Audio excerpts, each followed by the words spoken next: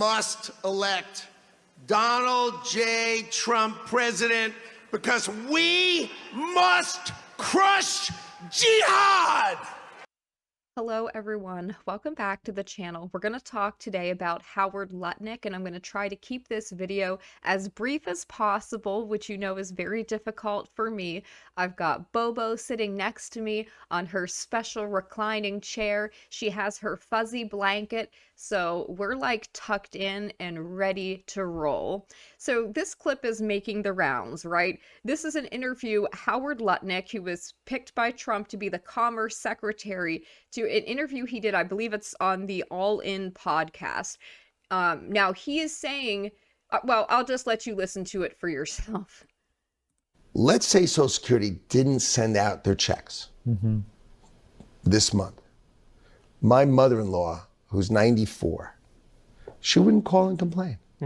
She just wouldn't. She'd think something got messed up, and she'll get it next month. Yeah. Okay, so what we have to point out here immediately is the fact that Howard Lutnick is a billionaire, right? If his 94-year-old mother-in-law doesn't get her Social Security check, she is not going to be homeless as a result, okay? Because she has her billionaire son-in-law to help her. There are other people who are living on fixed income, elderly people who rely on getting these checks each month. And if they don't get a check in the mail, they're not going to just go, oh, well, I shouldn't call or complain.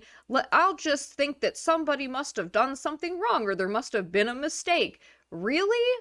Really? People living on a fixed income have to plan for their monthly budget because they get one check a month, basically, one fixed amount. It's not like these elderly people who are receiving Social Security can go out and get a job. Most of them don't have like retirement savings. This is just so out of touch with reality. It is jarring. A fraudster always makes the loudest noise, screaming, yelling, and complaining. Let's say Social Security didn't. So so if you don't get a Social Security check, grandma doesn't get her Social Security, and she lives on a fixed income. Maybe she's living in a trailer to try to reduce her expenses, and she has to pay lot rent each month. I mean, to accuse people of to say that you're a fraudster if you complain is absurd. And I know there's going to be people who are saying, oh, this clip was taken out of context. I don't see how you take that statement out of context. He literally just said it. The audacity, the nerve. Like I said, Howard Lutnick is a billionaire. His 94-year-old mother-in-law does not have to worry about money. I don't know why she's even getting Social Security. But anyways, that's neither here nor there. The point is, most Americans are living paycheck to paycheck. In fact, 80% of Americans right now live paycheck to paycheck. Most Americans have less than $500 in savings. So if they miss like a check that month, yeah, they're going to notice. It's going to be a big deal to them. So I cannot believe that there are people trying to say that this was taken out of context. No, it's not. It's very clear what he said, okay? And look, I'm all for going after fraud, waste, and abuse, especially in a lot of these entitlement programs. I think that that's, important that we do, but that's not what he said. That's not what he's talking about. He's literally saying that if they don't get a payment and they complain about it, that they're most likely fraudsters, which is outrageous. That is insane. And it is, like I said, so out of touch with most America, most non-billionaire people. I don't know what to say about it. So let's talk a little bit about Howard Lutnick, right? Ian Moskovitz says Howard Lutnick personally pocketed 15 to 20 million of the 9/11 settlement money instead of giving it to the families of the victims of Cantor Fitzgerald, right? So Cantor Fitzgerald was on, I believe, the top 3 floors of the World Trade Center, their offices. Now, Howard Lutnick's brother, Gary, worked there. A lot of his friends worked there, according to him. And 658 people died that day. that worked for Cantor Fitzgerald. So this was supposed to be 9/11 victim compensation funds for the wives and children who lost their husband and father, so that those families could be supported. Howard Lutnick pocketed a big chunk of that money. He didn't take all of it, but still, that should have gone to the victims' families. So you can see here the quote, "Some executives at Cantor Fitzgerald are steaming mad at their boss, Chief Executive Howard Lutnick, for quietly pocketing a chunk of a $135 million settlement that the company received from American Airlines related to negligence after the 9/11 event, where over 600 of the brokerage firm's employees lost their lives. It was 658 people. So this is an important thing to note. Now, another interesting thing, Colin Rugg says, new Commerce Secretary Howard Lutnick says he sold 1,000 immigration gold cards priced at $5 million each in one day this week. This development means $5 billion was made to help pay off the national debt." Guys, the national debt is over $36 trillion. We are now at the point where we have to borrow money just to pay the interest on the debt. Okay, they're currently trying to push for the Federal Reserve to lower rates more.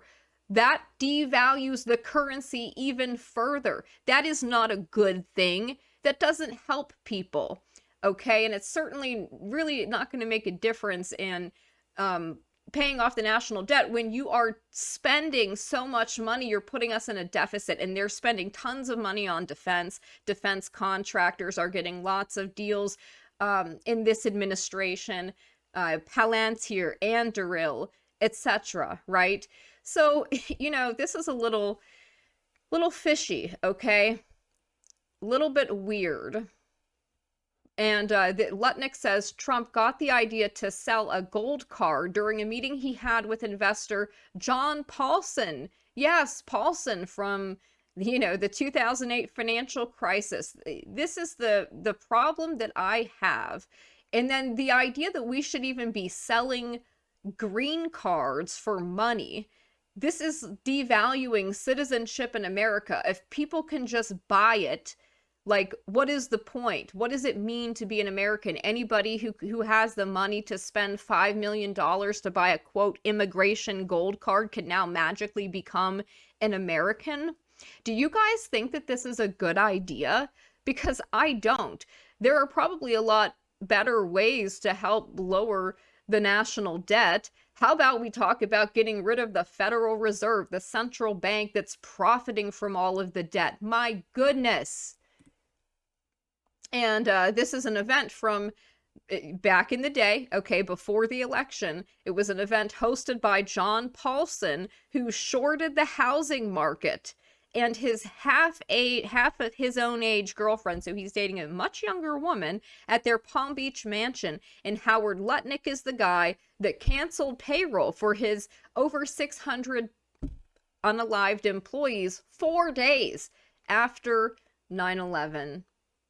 This event hosted by Paulson and Lutnick. And that's who these people are, okay? Paulson made money off of the 2008 financial crisis when many Americans had their savings wiped out, lost everything, had their homes foreclosed on. It is like, I don't even know what to say about this.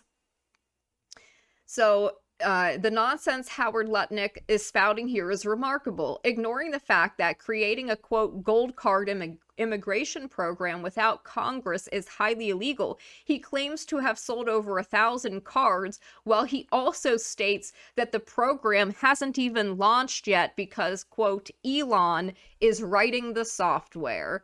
Guys, come on. About 2 weeks from today, it goes out. Okay, Elon's building me the software right now. Yeah. Right? And then out it goes. And by the way, yesterday I sold 1,000. Okay, so now we're just selling citizenship for money. That's how bad things are, apparently. Howard Lutnick, U.S. Secretary of Commerce, Trump's Treasury Secretary, by the way, Scott Bessent, is a former George Soros banker. Oh, I thought these were opposing sides, right? He owns hundreds of millions in Bitcoin, according to himself. Howard Lutnick does. Lutnick is a big Bitcoin promoter, big crypto promoter. And 7C says, please keep believing Bitcoin is the quote key to financial freedom, and that every time the market dumps it, it isn't these guys manipulating it to take everybody's money. It's the fiat of fiat currency, vaporware, built off of NSA technology, and the lies of self-proclaimed transhumanists Nick Szabo and Hal Finney. Yes, so Lutnick is talking about how he holds millions of Bitcoin, and it's very interesting. Or Cantor. I don't have a big enough percentage. I probably have, if. No, I can't say, because then people can figure out that and how much I have. I would say I have. Okay, so yeah, it's all very funny, right? We have set up a strategic national reserve, right? And they brought in Bitcoin, and they're adding Bitcoin or crypto to the strategic reserve instead of gold and silver. I don't even know what to say. Let's just devalue the currency, or let's tie it to something highly volatile like crypto. What is going on here? If you wanted to help boost the American economy, how about you try not devaluing the US dollar even further when it's lost 98% of its value to date? How about we tie it to gold and silver, or that we at least start adding gold and silver to the strategic reserve? You know that central banks around the world are buying gold at record levels. What does this tell you? Wow. Billionaire Trump official says missing Social Security checks are no big deal. Russian Care Bear organized crime boss Howard Lutnick, famous for 9/11 exploits, says it's not a big deal if your grandparents unalive from not being able to afford their heart medicine. Oh yeah, Americans, by the way, are hopelessly on these medications. I think it's something like the average American, if you add it all up, is taking like 16 medications. And this is, of course, not everybody, but the people who are on medications are on so many that if you were to divide it amongst like the American people, it would come out to be that much. This is crazy. So I just don't know what to say, guys. Oh, and there's more. So now we know how Jeffrey Epstein, who was a next door neighbor and 9/11 lucky guy, Howard Lutnick, would gaslight his mother-in-law if he ever stole her check in the mail. Only fraudsters complain about a missing check. And so this is interesting because Jeffrey Epstein, if I understand correctly, lived at 9 East 71st Street, and Lutnick was 11 East 71st Street. So 9 and 11, their addresses. They were neighbors. Not only that, but they may have been business partners. And that's in response to this post. Musk and Lutnick, X and Rumble deploying the government. There's no merger of media and state. That's actually a very important point to add to this, is that Lutnick, from what I understand, helped Rumble go public, if that's correct. He helped with that deal. So this is very concerning stuff. These connections between the now alt media and the new administration. There are a lot of people who will not rightly criticize this administration when it is called for. I've had people telling me online that I have, quote, TDS, because I have been critical of the administration and I don't just parrot talking points and refuse to look at things in a critical way. This is outrageous, and I would suggest it is those people who have derangement syndrome. The derangement is that you can't critique a president and his administration. Really? I think that that's outrageous. And I voted for him. So to say that I have TDS is wild, but that's the mindset of these people. It's become very cult-like. If you question your leader, literally, if you just ask questions, they get mad at you.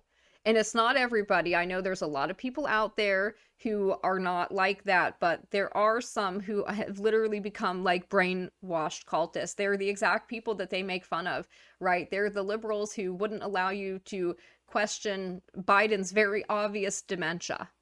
Okay, this is no different. And Jim Stewartson is mentally ill. I do not like the fact that I have to agree with him on this post. He says fun facts about Howard Lutnick. Almost all Cantor employees passed away on 9/11. Howard Lutnick was late to work and stopped payments on their checks after it happened. He did real estate deals with Jeffrey Epstein. He took Rumble public for Teal and Vance. He wants to, quote, crush jihad, as you saw in the beginning of the video. Now, Linda Rothschild's publication, The Economist, wrote an article about Lutnick, Howard Lutnick, Trump's pick for Commerce Secretary. The quote says, the defining event of Lutnick's life was 9/11. The headquarters of his company were in the World Trade Center. Disaster brought struggle and then redemption. Ah, yes, then redemption. And you can see a post here. This is from Howard Lutnick. He made this post on Instagram. He says, today I had the great honor of accompanying President Trump to the tomb of Rebbe Schneerson. Yes, the Chabad Lubavitch Rebbe. We spent time with Adi and Yael Alexander, blah, blah, blah, blah, blah. This is just, yeah, it is concerning. Quote, instead, Lutnick is poised to become Commerce Secretary, a cabinet member who oversees issues related to foreign and domestic trade. In that position, Lutnick will manage the tariffs that Trump has repeatedly promised to enact upon taking office. And yeah, he's given $7 million, like he's a big supporter of the Care Bear Nation here. So many of you know my story a little bit. I was taking my son Kyle, who's now 28, to his first day of kindergarten that fateful day on September 11th. And that's why I'm alive today. Just like Lucky Larry Silverstein, he just magically had, you know, this happen. For Larry Silverstein, his wife wanted him to go to a dermatologist appointment, right? And he just happened to not go into work that day. Listen, guys, listen, it's wild. Trump's pick to run Commerce Department, Howard Lutnick, has defended the stablecoin company Tether, which has been used by criminal organizations and adversaries. So that's also another interesting aspect to this. Lutnick received one of the 2 townhouses Leslie Wexner purchased for Mr. E. On that day in September, he was late to get to his office and miraculously survived. He is supporting the open bribing of oligarchs, like Monaco has done, making it a den of thieves and corruption. I think there's something very interesting to be said about this idea of, like I said, selling green cards for money, for $5 million each, a special gold card. It's very weird, guys. I have concerns. Now, a little background about Lutnick's behavior in the immediate aftermath of September 11, when 658 Cantor Fitzgerald employees passed away, some having to leap to their deaths from the 105th floor of the North Tower. This is from October 10, 2001. 2 days after hijacked jets were slammed into the World Trade Center, Cantor Fitzgerald CEO Howard Lutnick was sobbing on national TV, pledging that his bond trading firm would look after the families of the company's more than 700 victims. The following day, he cut off the paychecks of those who were missing, angering many of the families by assuming their loved ones were not alive. He then said he would sever the victims' health benefits by the end of September. Make of that what you will, if you think that this is a good person. Lutnick is a stalwart Care Bear and billionaire Care Bear donor who lived next door to Mr. E and avoided that fateful day in September 2001, that unlike 658 employees of his company, they didn't conveniently survive that day. So this is citing an article here, the amazing and heartbreaking story of the CEO who lived and rebuilt his firm. And come on, let's look at the picture here. There he is, seated at the World Economic Forum. I just don't know what to say. Lutnick was in his son's classroom when he first heard the news that would forever change his life and his firm. And listen, I know that his brother Gary was there that day. He lost his brother Gary. I don't know what to make of that, other than that happened. That doesn't mean that he didn't have advanced knowledge of something. I mean, really, I don't know. I just find it all very sus. Approximately 2/3 of his employees perished in Cantor's 100th floor offices, including his brother Gary. Howard courted controversy when it was revealed mere days after that event he'd already canceled deceased employees' salaries, much to their widows' chagrin. Indeed, Lutnick and his wife have given generously across phony partisan lines within the duopoly, shall we say, hosting a Hillary Clinton fundraiser next door to Mr. E's penthouse in 2016, donating to Kamala's Senate re-election. Yeah, very interesting, isn't it? There's the article here. Clinton fundraiser held literally next door to Mr. E's house. The Care Bear Republican has indicated his long-standing commitment to the Care Bear security is one of the top reasons he is now enthusiastically aligning with President Trump. Huh. Interesting. And of course, after this event occurred on 10/7, Mr. Lutnick and his wife Allison traveled to the Care Bear Nation to meet with these people. Lutnick donated to Kamala's 2016 Senate campaign. He attributed the contributions to his wife, noting that she has since moved over to President Trump, which is unusual for her because she says the Care Bear Nation is her #1 policy. Okay, very interesting. Allison Lutnick extracted a promise from Trump that he would be the most Care Bear protective president possible. Allison traveled to the Care Bear Nation post 10/7 to meet with quote-unquote victims. Lutnick has given $1 million+ to the Birthright, note Leslie Wexner's megagroup financing of its expansion. Rubber hitting the road. Lutnick's Cantor Fitzgerald Fund, formed in the wake of that fateful day in September, announced it would be, quote, donating $7 million to support Care Bears impacted by the quote-unquote war. He intermediates between Trump's camp and Chabad. He was at the Don's left hand during the Ohel photo op. You can see here, there he is standing right next to the president. Very interesting indeed.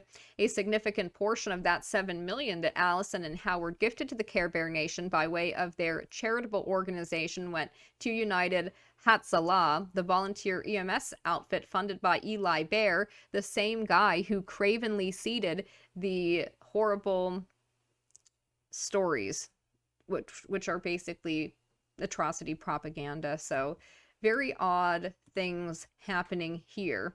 Now, this was an interesting thread about the recent connection of what the Wall Street Journal calls the shadow dollar that's fueling the financial underworld and the president's campaign. So this was from October of 2024. Some background. There's a New York City-based financial firm called Cantor Fitzgerald, whose CEO is a man named Howard Lutnick. Lutnick became somewhat infamous in the aftermath of 9/11 for cutting off payments to the many Cantor employees who tragically lost their lives in the World Trade Center. Lutnick is perhaps best known as CEO of Cantor Fitzgerald, a financial services company that up until the morning of September 11th, 2001, occupied the particularly inauspicious real estate at the top of World Trade Center 1. Up until that morning, Lutnick's name was not well known to outsiders of Wall Street circles. In the weeks that followed, the public got to know him as the guy that stopped paychecks to all of his recently vaporized employees before the dust had even settled around the smoking crater that used to be one of the world's tallest buildings. That's think about that. Like, you've just experienced something horrible, and then he has to add basically insult to injury. That is very concerning. Lutnick has two roles that matter for the purposes of this thread. The first is he was recently made co-chair of the transition team, meaning Lutnick will be choosing who will run things like Department of Justice, Department of Defense, etc. So that's interesting considering who got placed in there: Pam Bondi, Pete Hegseth, etc. The second is that Lutnick recently came out publicly as the man who manages, quote, many of the assets of the shadow dollar that's fueling the financial underworld that I mentioned in the first tweet. It's a company called Tether. He is also just generally a crypto guy. Think about it. Circle had $3.3 billion of your reserves uninsured in the Silicon Valley Bank when it went bust. Now, I've told you, Tether and USDT holds treasuries. Yeah, pushing Tether. What is Tether? It's a quote-unquote stable coin in the parlance of the bros. Tether issues a token US dollar. Each dollar is worth $1. So USDT, they're tokenizing. If you haven't figured this out, they're going to be tokenizing the financial system in America. We're going to get tokenized crypto nonsense. So look forward to that. At least it won't be a CBDC though, but it's still going to be tokenized crypto stuff. If that term is unfamiliar, envision an enormous bank account shared by every kind of criminal the world over. Think organized crime groups and many of the varied cartels, rogue nuclear states, money launderers, offshore casino operators, so on and so forth. Very, very interesting. With that giant bank account in mind, Tether is the accounting system that enables this cast of supervillains, and I'm sure there are some decent people, he says, to share the bank account, keeps track of who owns what. Howard Lutnick's company, Cantor Fitzgerald, is the bank. How big is that bank account? Theoretically, maybe 120 billion, meaning it's one of the largest pools of capital on the planet, other than things like the Saudi Arabian Sovereign Wealth Fund. Few realize how integrated Tether truly is with the U.S. financial coterie at large. Tether has more U.S. Treasury holdings than most countries. At least theoretically, Tether has never been audited, so no one knows whether all this money exists. All we have to go on is what Tether and Lutnick says. Lutnick has, not to my knowledge, ever said he's seen all of Tether's assets, only many of them, as he does here. I think Bitcoin ran up. It's kind of going to stay steady. But when the halving comes, it's going to start to rally and grow. So Bitcoin, I think, will grow. And there's a company that I like called Tether. It's a stable coin. And, you know, blah, blah, blah. This video of storied fund manager Hugh Hendry discussing Tether at a Bitcoin event is a good approximation of how many competent financial professionals view Tether. Have you heard of Gresham's Law? No. No, you see, now we're learning, right? So Gresham's Law is this really old law which says bad money drives out good money, okay? And the idea goes back to when you had a king and a queen. And what do? You know, we're in Europe, so you invade your neighbour, okay? And you need money. And so what you do is you say, give me all those gold coins. And then you take half the gold out and you shove them back out. They'll never notice, okay? Wow. Well, this sounds interesting so far. So that's bad money chasing out the good money, okay? So what's happening in this universe is the bad money, I'm afraid, Tether, because Tether cannot audit their system, right? Yeah, they tried to do, by the way, 4 audits. They've never been fully audited. We're not going to relitigate Tether's solvency here. I will just note the only time said solvency has ever been litigated, Tether was found to be lying about its assets. Yes, most of Tether's money has been seized from a drug cartel bank. Let's assume Tether has the money and it's at Cantor. As I said, Tether's token is roughly the accounting system of a shared bank account. It is not the best accounting system for many reasons, but it kind of works.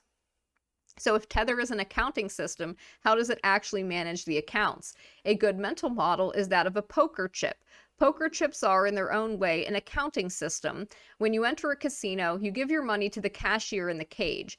In exchange, you're given poker chips along with the promise that you can bring those chips back to the cage and get cash for them in real money at some time in the future. So they're tokenizing, like I said, the financial system. Your account balance in this system is the number of chips that you have in your pocket. When you acquire more chips, your balance increases. When you inevitably lose chips gambling, your balance decreases. And if someone hits you in the face with a pipe and steals your chips, your balance falls to 0. This is a pretty good way to understand Tether's token, usually referred to by the 4-letter symbol USDT. In our simplified scenario, US dollar token is the poker chips. Tether is the cashier where you buy the poker chips. The swarm of rigged gambling parlors that make up the cryptocurrency market is the casino. And North Korea's Lazarus group is the pipe. Now might be a good time to mention USDT tokens have literally none of the decentralized immutable features that bros love to harp on about. Tether can, on the whims of 2 people, seize anyone's tokens at any time. That's kind of concerning.